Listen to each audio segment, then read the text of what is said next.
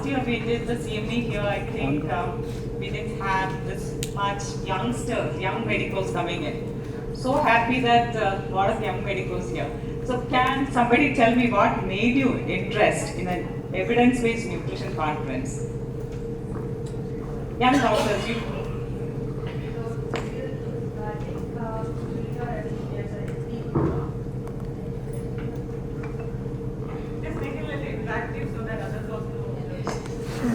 So I'm a MD General Medicine, also at CC Diabetology. So we realized that in MBBS or MD we don't have a nutritional course, which is so essential because when a patient comes to a doctor, they also want to know what to eat, what to do.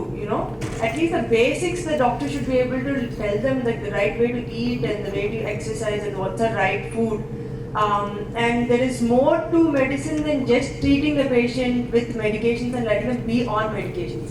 And it's heartbreaking to see them be on medications and keep loading them with more and more medications when you actually know there is a reversal. You can cure this. You don't have to be dependent on medicines.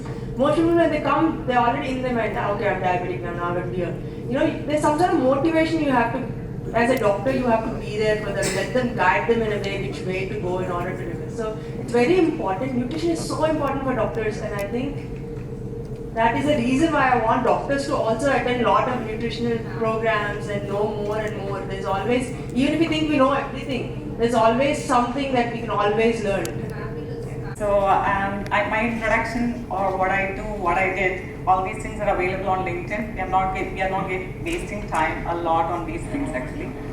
So let me introduce Pan. Has she been superficial? It's more like nutritional deficiencies were focused more than NCDs and other things. So we need some organization run by doctors, for doctors to learn more about nutrition. So what happens is actually currently, a lot of these medical, everybody in this room, all of you doctors except few nutritionists, anybody has got any chance to do research in nutrition. No, I'm not talking about NIN, but others, doctors, anybody? That's the way it is going. 44 billion has gone into nutrition research in 2022,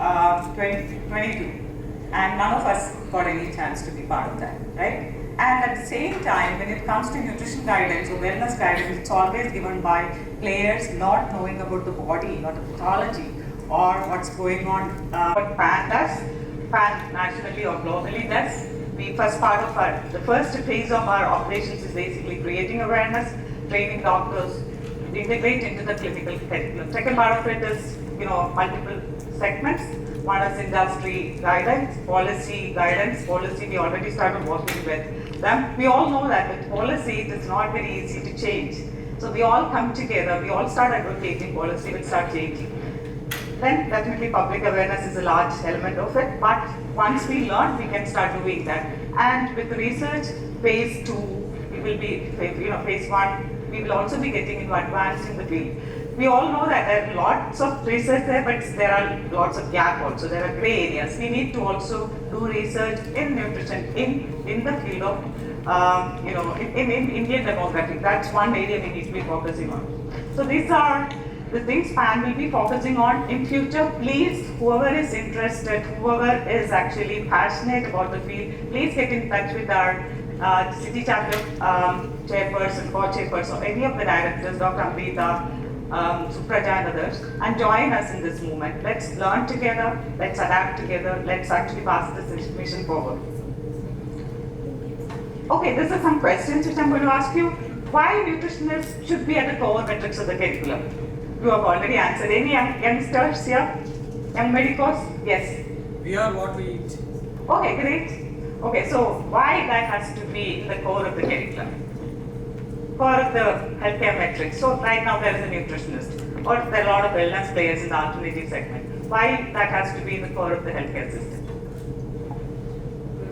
You gave a history of ulcerative colitis in your family. So you have any idea?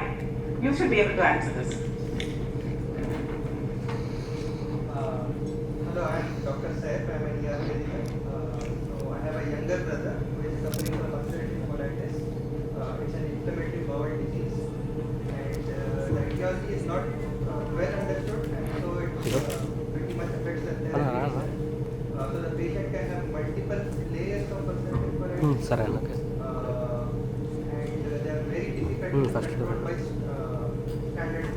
so much. Like, yeah. So what he meant is if people couldn't cure, so there is a condition in his family, ulcerative colitis, which is not, the medical system is not able to manage it. So that's some large element of it. We always see these gray areas existing, or therapy not very effective in case of autoimmune conditions or cancer and many of these things. It's high time that we explore the importance of nutrition, the potential of nutrition and lifestyle in these diseases. Not like completely reverse it, we don't know, but at least better quality of life can be given. A lot of times, maybe often we can also reverse or prevent the diseases. So when we look at, as young doctors, when you're getting into the medical practice, we need to know what we are addressing. We are addressing a lot of diseases which require nutrition as a primary line of management. Why? Because 72% of the NCDs, 72% of the global burden of the diseases is called by NCDs, non-communicable diseases, unlike the previous era, where it was more to do with communicable diseases. But our style of management was actually centered around managing communicable diseases. We didn't change the way it has to be done. At the same time, we do have these newer issues coming in, like climate change, food insecurity related to it, it's zoonoses and pandemic risk. Yesterday, I went for another conference in IASC. So the prediction is by 2030, in India, the largest population group, age group will be like 60 plus. So we need to cater to them, not only NCDs, other nutrition related issues. Am I correct? And you are still learning that book which was done 20 years ago with all the medications or pharmaceutical agents as a primary line of management. We need to change this. Yeah, we are definitely trying to influence people to change this. So just to give a background of why that is needed, all of us learned Harrison's, right? So the first line of management in the book, it says that the first line of management is lifestyle, right? So like in the lifestyle or the causes of the diseases, there are distal causes, there are medial causes, there are proximal causes, and there are risk factors. Anybody practicing precision, where are we working on? Where are we working on? Exactly, the last part of it. As all of you, actually we all think that we are intelligent creatures, and we went through such strenuous entrance coachings and strenuous curriculum for 5.5 years to manage one of the most difficult system in the world, human body, and we are managing this, right? The last part of it, where we can manage all these parts, at least the proximal causes we can to a large extent manage it. We are not doing it. Am I correct? Because the system has actually taught us to do something different. So this is what exactly we are doing by doing that. Looking at the risk factors, we are actually mopping the floor, which is created, mopping the floor because there is a leaked tap. And we are not closing the tap. We are still mopping it. Just like somebody who can just follow some instruction and do it. That's not the way a doctor, especially coming from good medical colleges and good, like 5.5 years of curriculum, and then 2-3 years of PG, then post, DM, should be doing it actually. We should be working at much higher level, at much mentoring level, changing the patients or the communities or even the policy maker changes at the policy making level. So this is why it's very important now, why physician needs to be doing this. Because of this challenge. Who is, okay, let me ask you youngsters, some of the youngsters, last row, the medical students from kind of site or Instagram or YouTube which you follow to get nutrition guidance for you and your family. Jaldi.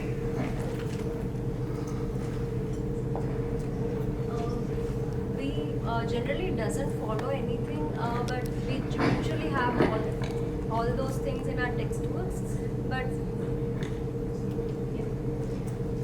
we usually have everything other than nutrition in our textbooks, so we don't know anything from our medical point of view. So I guess we have to learn it from here, and we have to learn it to treat our patients in a very Excellent. Thank you so much. So that means actually we don't have nutrition information and we are not looking in nutrition. Even the doctors are looking for those players which doesn't know anything about the human body, anything about the biochemistry or the other studies about nutrition. So that's where it's going right now.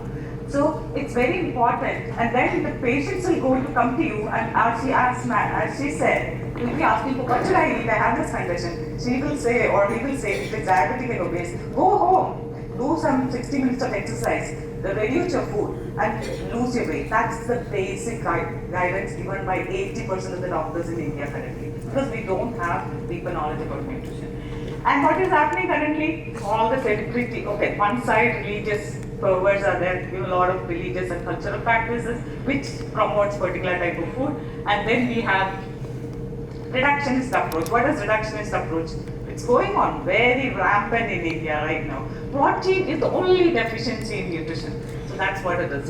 The reductionist approach, looking at nutrition as a single point, only iron deficiency anemia, or only protein deficiency, or only a saturated fat high. So that is reductionist approach. The food as a whole approach is not there. That is again one thing. And a lot of social media advocates who doesn't know about nutrition. Finally, all the misinformation, whatever is there on the net, plus anecdotal evidence, whatever they are saying, even with normal evidence, all get mixed up. And people are totally confused what's nutrition, what is to be followed. And they go to the doctor, doctor please guide me about nutrition. Doctor he himself doesn't know what is nutrition. The first thing, that's all we can do actually. This is what we are going to change. And this I don't want to go in detail. Anyway, we have done a study, PAN has done a study, KVPP study which is in 22, which says that you being at the apex of the healthcare system, people will listen to your advice much more effectively than any wellness player or any nutritionist. So you have a role much higher than sitting in a clinic and guiding patients. You have a role which can go up, just like Hemalatha ma'am, leading and pioneering research in the field, or can be an advocate of nutrition in your segment, or you can also guide industry people. You can use your own social media or podcast or even circles to do this actually. So please don't sit, or please do not underestimate your role as a physician to change the system. So what is evidence-based nutrition? Why this is needed? Because I know that anybody who is getting into nutrition for the first time, for the first few years, it's highly confusing. Like there is a keto diet at one side, vegan diet on the other side, Atkins, what all other diets? Anybody followed any dietary practices here? What is that? Keto, vegan. And anybody else? Any dietary? Yes? Intermittent fasting. Good. Vegan. Any? Mediterranean diet. Okay. Yes? Intermittent fasting. Anybody else? Okay, so you have, the rest of the people haven't even thought about optimizing their nutrition to perform better. It's high time we start doing that. So there are a lot of dietary practices. One thing we need to understand is these names are coined by people who doesn't know much about nutrition. They just look at the thing in a very skewed way, come up with a guideline. Okay, come up with the instruction to follow a particular dietary pattern.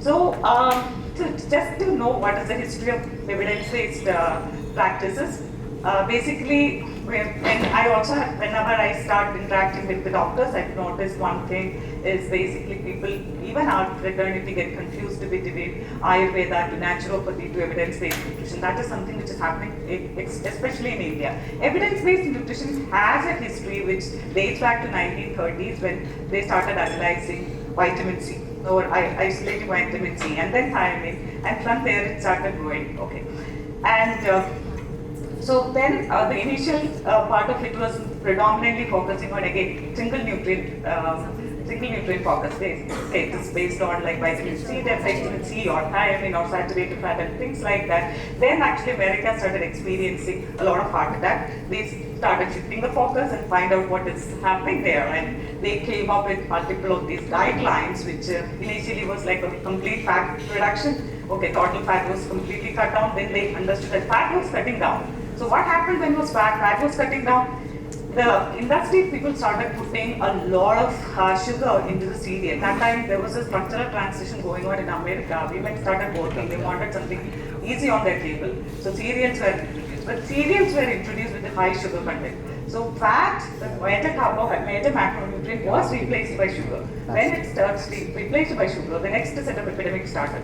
Obesity and diabetes. Okay, fat is bad now, sugar is bad. So then finally over the years, they understood that with the fortification, again they went for a much easier part. Fortification, the nutrient deficiency went away, like vitamin C and scurvy. NCDs, they found out that it is not fat, it is a constituents of fat, which is saturated fat and trans fat, which is causing the problem. And sugar definitely was causing a lot of issues. But now, even a part of the scientific community, the sugar is, the carbohydrate normally is an important nutrient which is part of our diet, which should be part of our diet, complex carbohydrate. People are getting confused between complex carbohydrate and refined sugar. Even in a Mediterranean diet, it is 40 to 60% carbohydrate, but it is complex carbohydrate. But there are a lot of noise going around LCHF, low carbohydrate, high fat diet. But when the carbohydrate is good quality carbohydrate, which is coming from, which comes with fiber, with plants, a lot of phytonutrients, antioxidants in it, it is highly beneficial. So I'll just show you one of the studies. So currently, where are we in nutrition? We have gone out of the single nutrient focus. We are actually understanding the food patterns, like Mediterranean diet, DASH diet on the other side, maybe vegan diet, vegetarian diet, mild diet. These are the things we are currently on, because we know that food, when it goes inside, they combine and form other products, which is sometimes useful, sometimes not useful. That's where we are right now. Clear? Clear? So anybody talking about evidence-based nutrition should know that there is a lot of science, 100 years of science in it, with so many studies.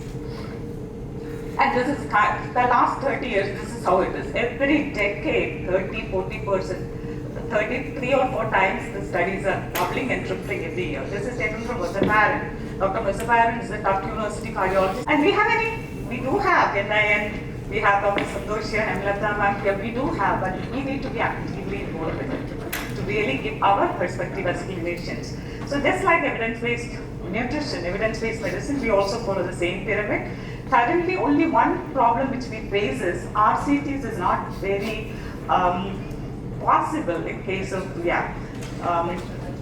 nutrition studies, because you cannot put a person on a diet which you know that may cause problems in the long run, that are unethical. And many cases adherence will be a problem if they don't know about it. So that is not possible. But you can look at the systematic reviews and meta-analysis. There are a lot more in science right now. Please look into these things more often when you are you're hitting a gray area where you're doubtful about it. Yeah, this is actually just to give an idea. How many of you feel that saturated fat is not bad? You believe that saturated fat is not bad or bad? It's not always bad. Okay. Anybody else? You also believe. You are a cardiologist, so. Anybody else? Anybody else? Oh, there's a big controversy in nutrition science and medical field right now. Okay.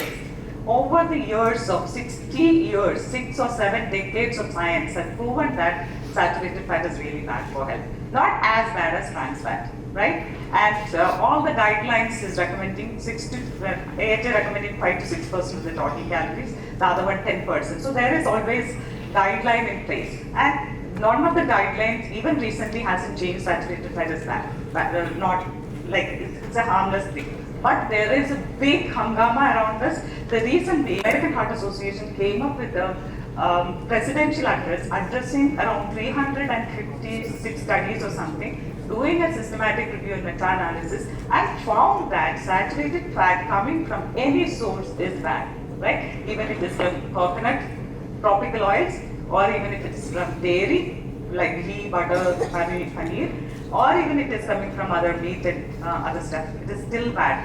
When you are replacing your saturated fat with MUFA, which may be coming from your avocado, nuts and seeds, and if it is replaced with the whole grains, it is actually reducing the cardiovascular mortality and morbidity. So that is what is science. But people will not get to this level. They will see the superficial things and then start like blabbering. A lot of them do a lot of noise in the internet, and people will believe it. And doctors, we believe it because we don't have the right knowledge. So this is another study. I want to just, I will share this with you because there is time constraint. So this is a study which is done by Global Burden of Diseases study. How many of you have gone through this? Any doctors? Nobody. Yes, very good. So this actually is done in 204 countries, lakhs of population, I think 20 plus years. This is found that the mortality, I think around 14 dietary factors were assessed. So it's not about the diet, which is high in trans fat, processed meat, and saturated fat and sugar, it's always bad. But if you're not consuming enough whole grains, enough fruits, vegetables, nuts, fruits, and if your diet is low in fiber, it is also equally bad. So it's not just about cutting down those things, it's also about eating those things. Understood? So these are some of the basic things you need to understand. So when it comes to evidence-based nutrition, you are using your knowledge which you're going to gain for the next few years. It's not like, I'm not saying that 6 months you'll learn something. 6 months you will learn superficially to talk. 2 years you constructively put your effort, you will learn, you will be an expert in it. And then you use your patient experiences and the patient preferences and values are very important. If somebody is completely into a dairy product, ask him to cut down the dairy tomorrow, it will not happen. Gradually making those changes. Be empathetic to his feelings, culture, slowly changing with science and evidence. And also when he changes, he will start noticing huge differences in the way he perceives his health. Okay, that's how we need to make these changes. Evidence-based nutrition, where are we currently? I think this part, I need 5 more minutes. I'm requesting the Hyderabad chapter. So this is actually this, why this is not going? Yeah, so this part, I think Akshara has already mentioned the first thing, all of you were aware that calorie, yeah? So everything was about calorie. That is gone way long back and we are not still stuck with the calorie thing. All calories are not equal. If you are eating a cup of fruit, which is around 60 calories, and you are eating a 60 calorie candy, it is not going to do the same thing to our body. But now the last 30 years, we understand that very clearly.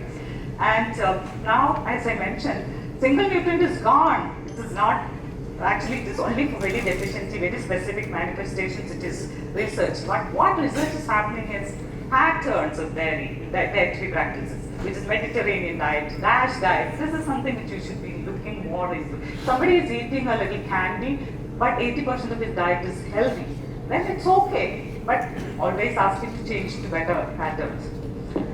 And we also are very clear that it's not just the dietary pattern or what we eat is important, but our overall lifestyle is also important. Even if sometimes overall lifestyle is also important, as she mentioned it, strong preponderance there for diabetes.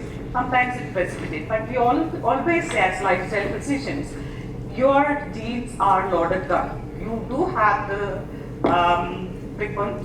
propensity to develop these things, but the trigger is at your dining table, dinner table. When your dinner table is good, your lifestyle is good, you can always prolong the occurrence, the delayed occurrence of the disease. So this is how the dietary pattern currently, as per science, I would recommend focus on this. These are all productive foods. Eat as much as you can. 90% of your food should be filled with that. 90 or more, even 95%. Rest of the things, red ones, completely avoid. There is no need for this. This is not food. This is some toxins getting in your body. The other things, we still have some of the gray areas, but science is more and more telling that avoiding those things are the best option, not only for humans, but also for the planet. And you were saying that dietary guidelines are not incorporated in this. Even our ICMR guideline has recently incorporated this in a much nicer way. I think I have a slide.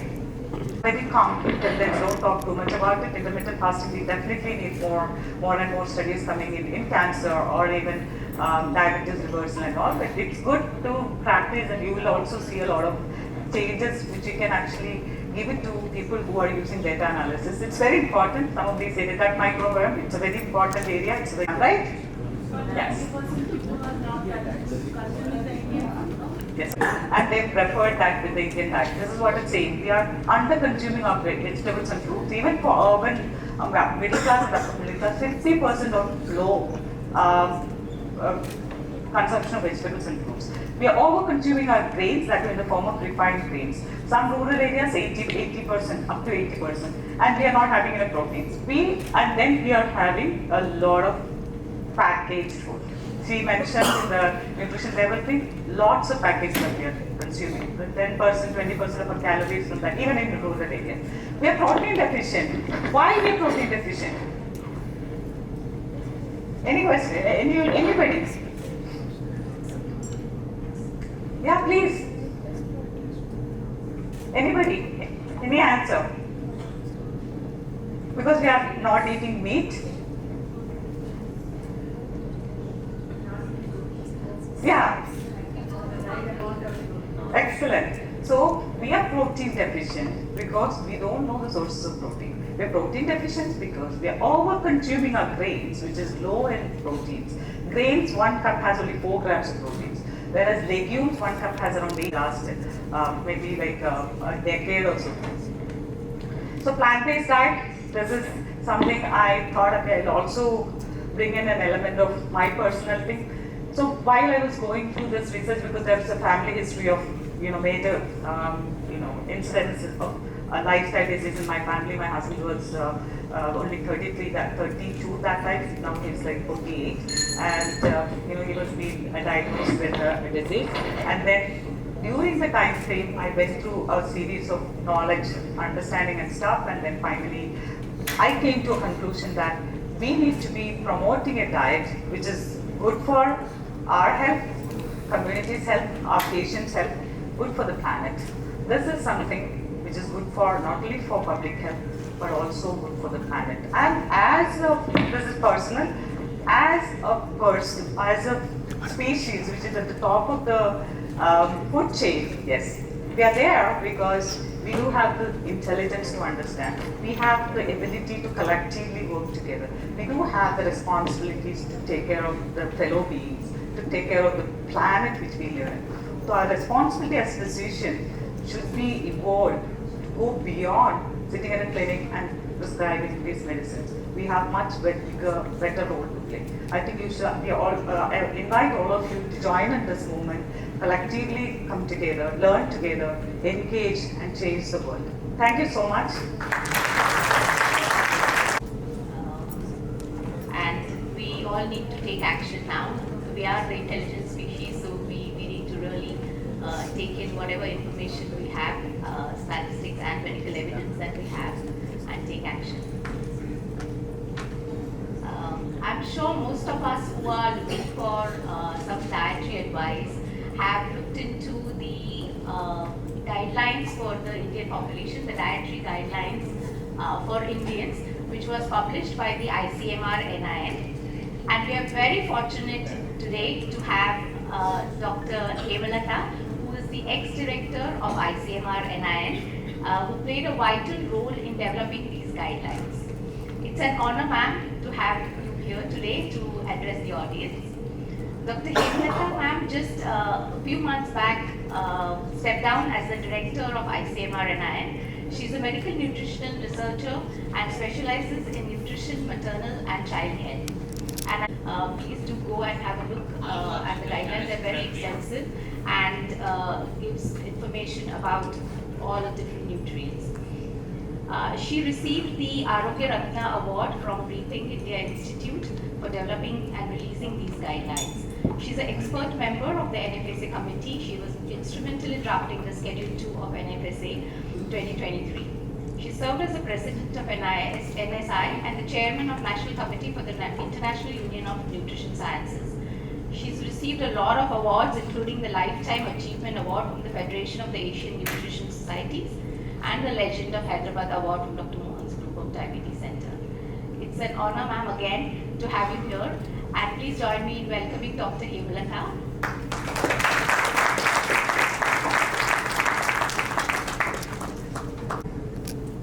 Thank you, Dr. Amrita, for your kind words and for the introduction.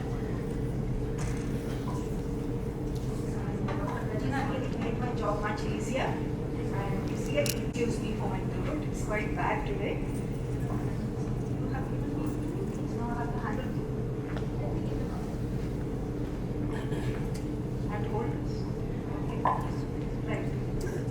So here, actually, I was thinking, it's nutrition in medical conditions. So I thought all of you will be talking a lot about clinical conditions and the role of nutrition, and I'll be the only one who will be talking about nutrition and its preventive effects on disease.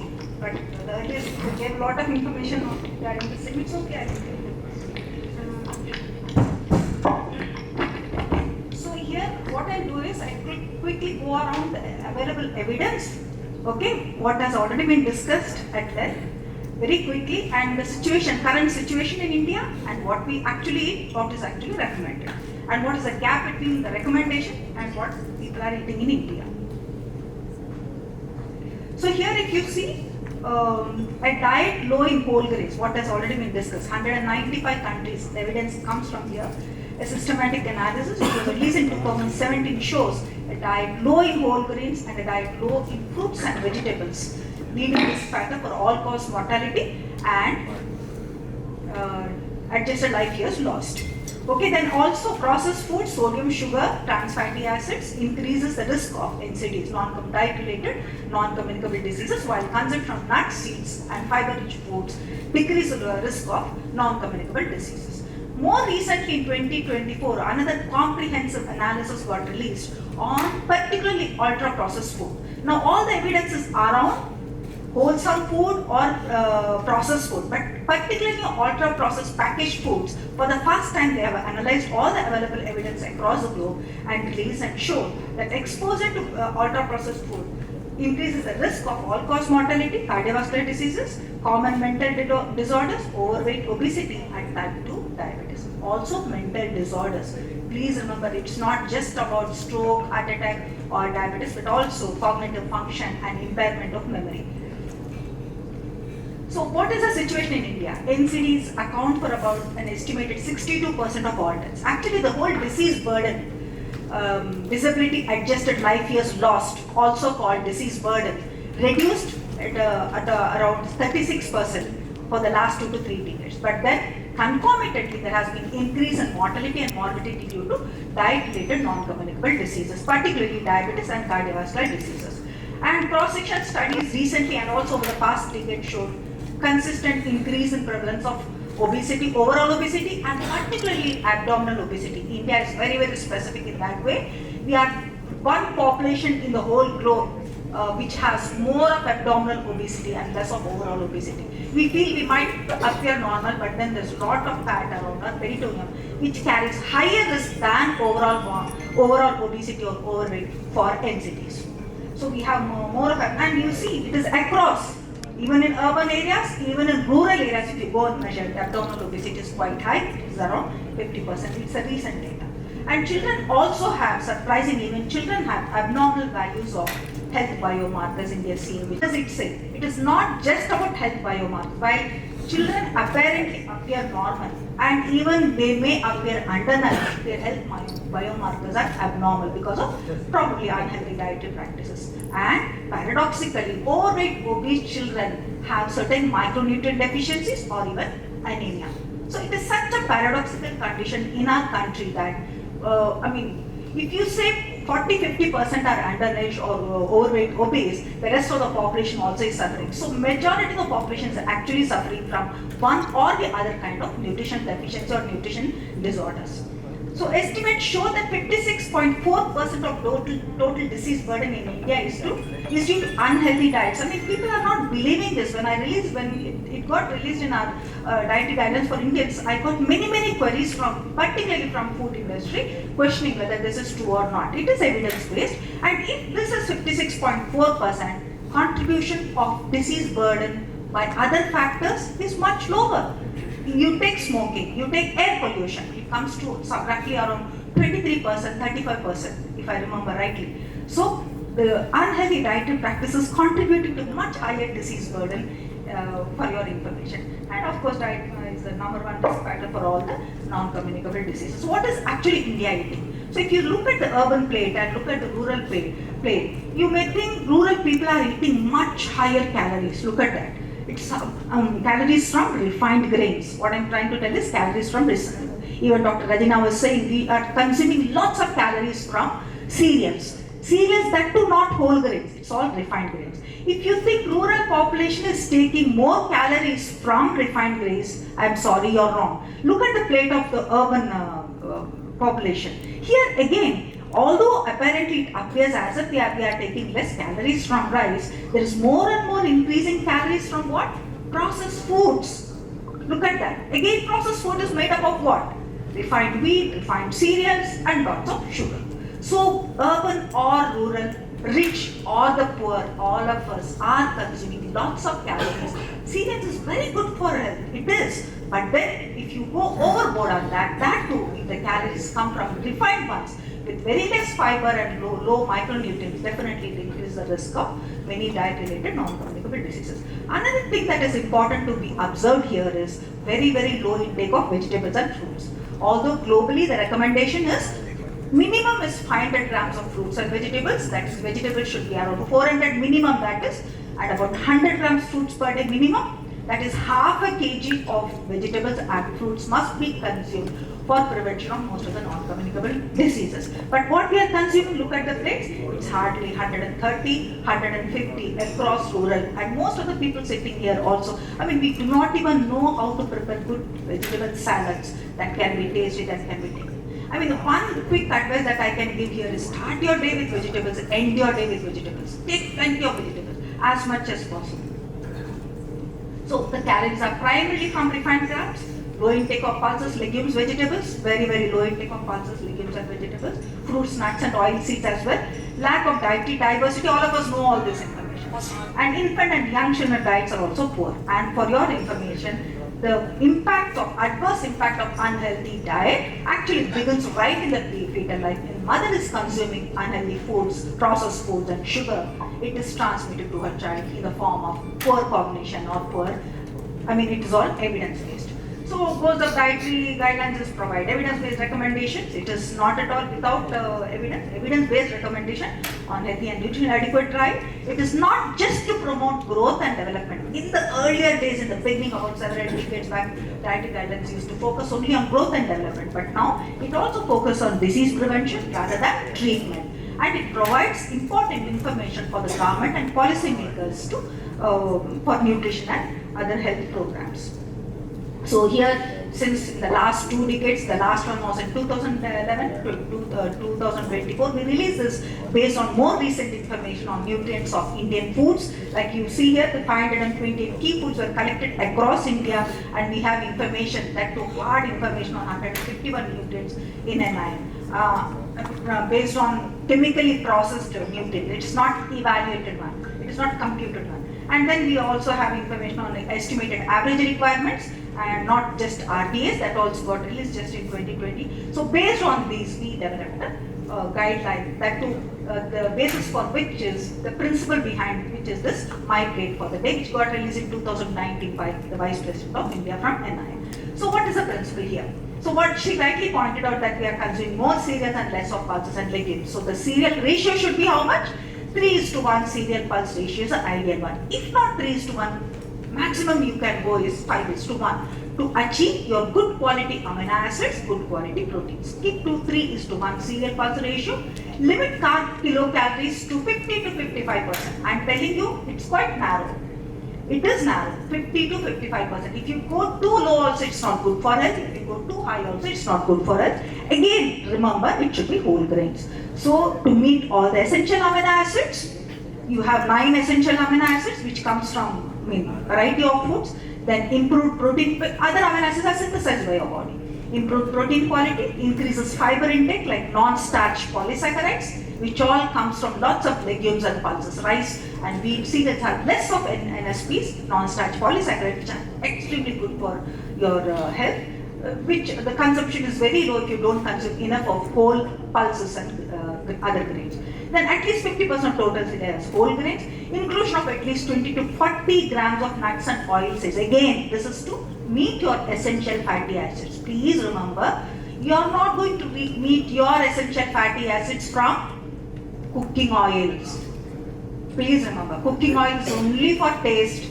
It is only for flavor. Many people misunderstand that we meet. What are the essential fatty acids? There are only PUFAs, PUFA 2, N3 and N6. These are the two essential fatty acids which are very important for our body. Yes, there are other fatty acids like, even cholesterol is very, very important for our body, but then we have the capacity to synthesize it from other nutrients. Whereas N3, N6, PUFA, we totally depend on the diet. So what we think is our dietary source of the essential fatty acid is cooking oil. But then you must remember, cooking oil is full of what? Only one essential fatty acid, that is N6 fatty acid. So if you've got lots of cooking oils, add lots of cooking oil in your food, what happens? You get only N6 and your requirement for N3 increases to counter the level of that N6. Therefore, it is important for you to limit your calorie intake from cooking oils. Okay, so 400 grams of vegetables already I said. Then fresh foods in moderation to be initiated from 6 months age. Restriction on added sugar, cooking oils, trans fatty acids, sodium, physical activity. I do agree, yes, avoiding fresh food should be, like the earlier speaker also was promoting vegetarian foods, vegan food and all. But then economically, if you see, you get all the required micronutrients much more easily and the cost is lower. If you weigh the benefits and the cost, it may appear fresh food is more expensive, but the kind of nutrients that you get from there. So India is still poor, still struggling, that we have more of poor people. So if we say all of you go vegetarian, it's very difficult. Americans have eaten lots of fresh foods. So now they are saying vegan, vegan, vegan. But that is not going to work for India, at least in the current situation. For poor people, getting lots of essential nutrients, going little bit of moderate fresh food is important. If I'm boring, please stop me. Then this is just to show you the intake of carbohydrate and the hazard mortality risk. So look at the curve here. The mortality rate is lowest at 50 to 55% calories coming from cereals, that to whole grains. Okay, just for you to show that this is evidence-based. If you decrease it, again the mortality increases. If you increase the calories from cereals also, the mortality rate is increasing. So this is just to show you our guideline 2 deals with pregnancy. Apart from pregnancy, that is 1000 days nutrition, that is right from conception to 2 years of age. I think all of you know very well about this. Pre-conception nutrition is also very important. Maternal malnutrition, dietary intake, fetal programming. I think fetal programming, imprinting, all of you know very well about this. How unhealthy diet during pregnancy or the pre-conception nutrition can play adverse effect on the growing fetus, because the cells multiply so rapidly. Because most of the organs are formed 3 to 7 weeks after last menstrual period, during which time her nutrition is very important. That is why pre-conception nutrition is extremely important. Here, the last line here shows fructose sugar. Brain is susceptible to neurological disorders. These effects on brain are amplified by diets low in omega-3 fatty acids. So, unhealthy diet during pregnancy or nutrition status of a woman who is entering pregnancy plays a very, very vital role in the fetus in the form of developing organs and other things. Like this is Parker's theory. I'm assuming that all of you know about this. Then we also categorically different formulas. And here we have a level of sugar. It is much higher if you go to African countries. Look at the bias the food industry has. They supply, same company supplies same foods with different levels of sugar to different countries. So we said no sugar to children because taking sugar has no benefit for children. Adding sugar is just empty calories with no fiber, no micronutrients, just calories. Do they deserve that kind of treatment? Especially in the current situation when we have so much produce of vegetables, when we have so much produce of other livestock production as well. No, definitely they need better food. So here, this is again one example to show how fructose intake, what is sugar? Sugar is one molecule of fructose and one molecule of sugar. So excessive sugar intake can impair the function of liver, mitochondria. Mitochondria is the heart of any living cell. So the mitochondria can get overburdened with excessive sugar intake. While fructose in the sugar can have adverse effect in this fashion in a different method, the glucose that is there in the sugar and the glucose that is there in all your refined carb intake can also cause insulin peaks, and by a different pathway can again burden the mitochondria. That is very, very essential for every living cell. So look at this, insulin peaks and it abolishes glucagon and stimulates insulin. Now what is glucagon? What is insulin? Insulin is an anabolic hormone. It tries to push glucose inside the cells, tries to synthesize more fatty acids. So although you have lots of calories in your body, when you take more calories from refined carbs, it increases the insulin peaks. So when insulin peaks, what happens? Your glucose moves inside cells, more fat is deposited, more fat is synthesized because insulin is anabolic hormone, but you feel hungry. So you feel hungry more frequently, unnecessarily you feel hungry, although you have lots of metabolic fuel in your body, because this metabolic fuel doesn't come to blood and there is no supply. So please remember, although few decades earlier we used to say, if you feel hungry, think that you are healthy, because only unhealthy people don't feel hungry. But now, if you feel hungry too frequently, you are not healthy. You are consuming too many calories from refined carbs, therefore you feel hungry too frequently. So that is kind of addiction. When you consume lots of refined carbs and sugar, you are addictive, and then you consume more and more, and also you feel more and more hungry because of this mechanism. So the healthy glucose level is somewhat between these green dotted lines here, like blue line, whereas if you consume lots of calories from refined sugars, there is peaks of glucose that falls suddenly and you feel more hungry. So the adverse effect is not limited just to non-communicable chronic diseases like diabetes, that too independent of weight gain again. Remember, not just overweight, even if you are not overweight, you are at a risk of diabetes. If your dietary pattern is unhealthy, then it also increases the risk of stroke. All of you know very well about this. But then important thing to remember is it can cause cognitive impairment. Isn't that scary? Cognitive impairment, memory impairment, not just to you, but if the woman is pregnant and if she is consuming more of these kinds of calories, it can have adverse impact on the child. That is what the mother-infant pair studies show, that if when mothers were consuming more of sugar and processed food, there was adverse effect, and they quantified the impact of unhealthy food in the pregnant woman, how it is translating to cognitive impairment in newborns. Then this evidence also got replicated in several experimental animal studies. Why I am trying to tell all this is, finally animal studies shows you the proper evidence, because only there you can do controlled studies. Then unfavorable changes, of course, it was discussed at length. It can cause adverse impact on neurotransmitters, because gut is also called second brain. Then it can also impair the breakdown of dietary toxins and carcinogens, therefore it is important to consume. So unhealthy diet can cause adverse effect through several pathways. Now eat plenty of vegetables and legumes. Here the take home message is, even if one gorges on unhealthy foods, even if you gorge on lots of refined carbs and this and that and processed foods, at least eat lots of vegetables and legumes, wholesome foods. Why? Because it optimizes metabolism, improves mitochondrial function, enhances neurogenesis, synaptic plasticity, and neuronal survival. So even if you want to indulge in processed food, try to consume a plate of vegetables, which will negate a lot of the adverse impact of the processed food that you are consuming. So this is one important message that all of us can follow. So this is just to show Cochrane review on just one single intervention, when just increasing the vegetables caused lots of favorable effects. Meta-analysis, 142 studies where vegetable were associated with 25% reduction in relative risk of CVDs and other things. Now coming to fat, this is again important, I don't want to rush here. Now at least 15% of the total energy per day should come from, what is the percent of energy that should come from fat? Now the global recommendation is 30%.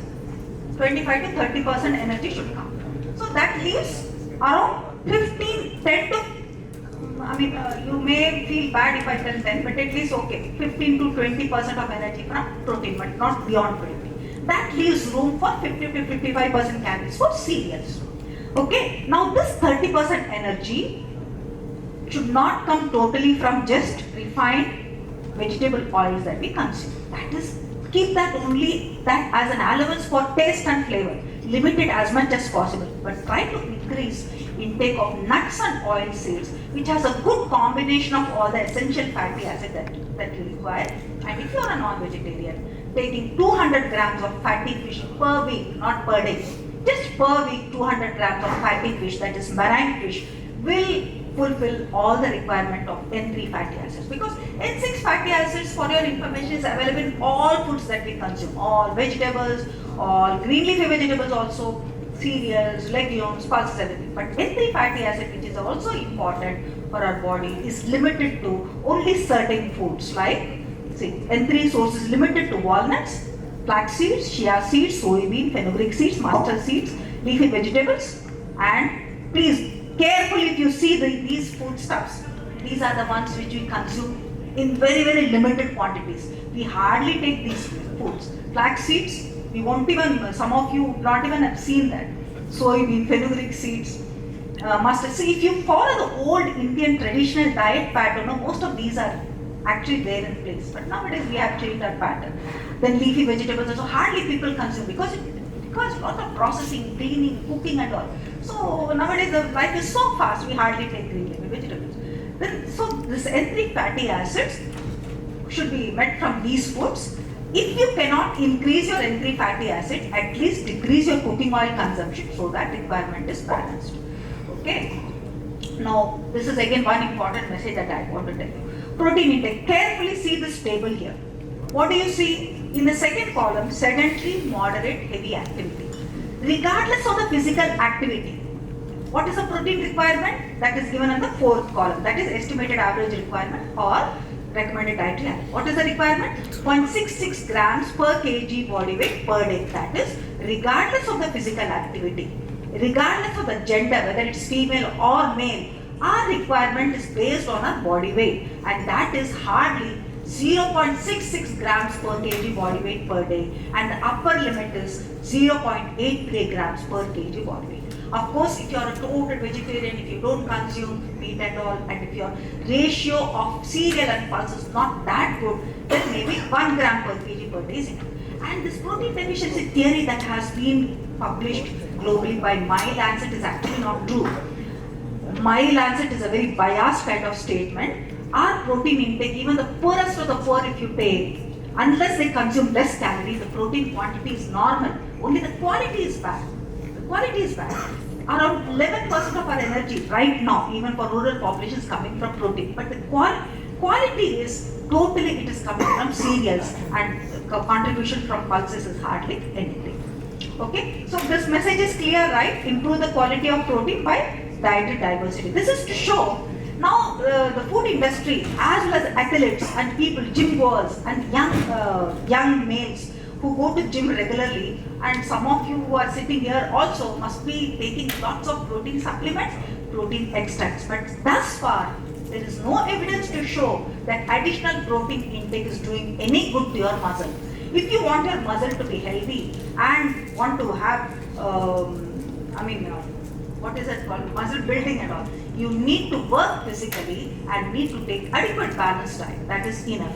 Additional protein is not going to do any good, but then definitely it is going to cause harm. What they show is excessive protein intake can cause acidosis. There is a lot of acid released in the blood because amino acids are released. So to buffer this pH of blood, calcium is released from bone. So people who consume lot of protein can stand at a risk of bone fracture, weak bones, because there is bone resorption, increased risk of forearm fracture. You see here, it's clear, I think. At least see the last one, a decrease in vegetable protein and increase in animal protein, increased bone loss and the risk of hip fracture.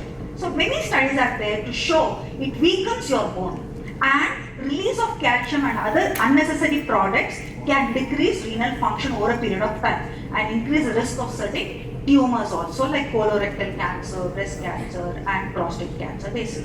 Okay, so take home messages: no sugar for the under 2, pre-conception nutrition is extremely important, and for adults prefer whole grains, take adequate vegetable legumes, limit sugar, refined carbs and ultra processed food, adequate protein which can be met just from food. There is no need for protein supplements or extracted protein drinks.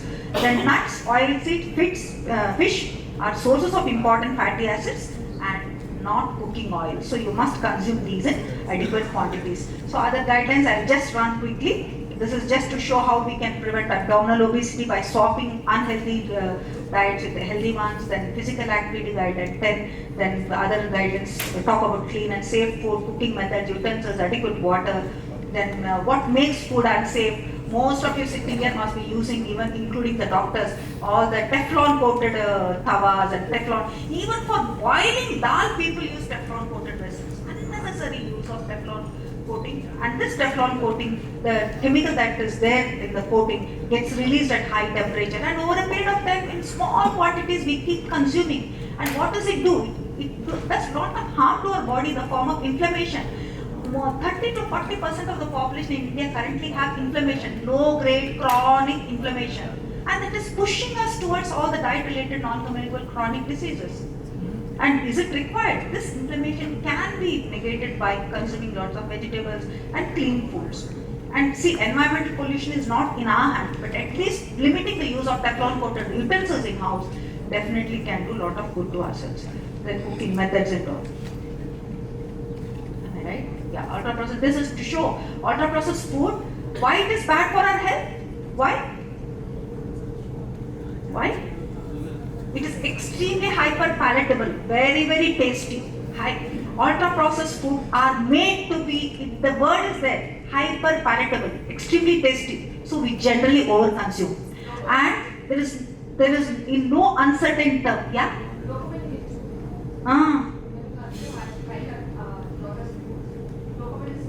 You feel happy. Addictive also. So it is hyper palatable. You generally overconsume, and at least 500 kilocalories per day we overconsume if we take ultra processed food. So overweight, obesity, and all related complications. It is not just overconsumption. What else is the problem? If you analyze the processed food, there is decrease of micronutrients to the extent of minimum 40-50% to 90%. The micronutrients that are very, very important, like zinc, copper, iron, and many other vitamins and minerals, they are leached out while processing. And that is to the level of 50 to 90%. Do we deserve such bad food? And do you know they remove the fiber? Because unless they remove the fiber, they cannot get those shapes like kurkure shapes. All those shapes come only when they remove the fiber from them. And fiber is so important. The colorectal cancer can be prevented only through eating good, adequate amount of fiber. And that is leached out. So it's not just about overconsumption, but it is also about poor nutrients that are there in processed food. Apart from that, the food matrix, everything is altered. So all those are listed out here just for information.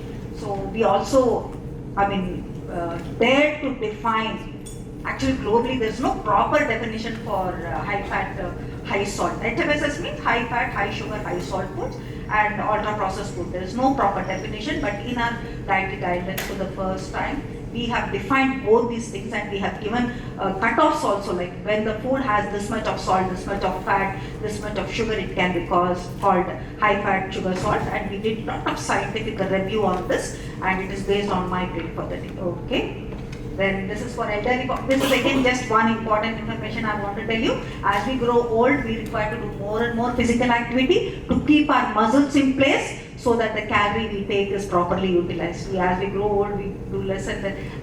Even if you are not old, Indians as such, at least I think as per the evidence, 70% of us are just stuck to chairs and all. So we are generally little lazy and less physical activity, and more so if we grow old.